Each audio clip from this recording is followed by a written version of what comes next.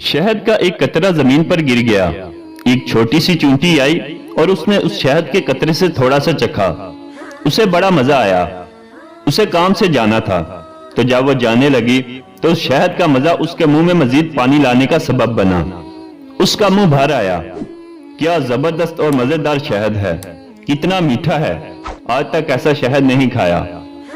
वो लौटी और शहद में से थोड़ा सा और चख लिया। इसने दोबारा जाने का अज़म किया, मगर उसने महसूस किया कि ये थोड़ा सा शहद खाना काफी नहीं है।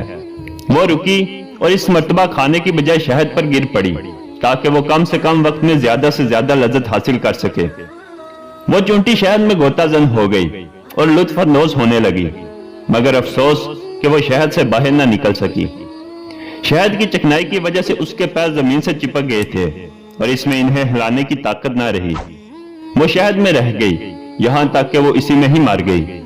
इसकी लज्जत अंदोजी ने शहद को ही इसकी कब्र में तब्दील कर दिया। एक दाना का कौल है, दुनिया शहद के एक बहुत बड़े कतरे के अलावा कुछ और नहीं है।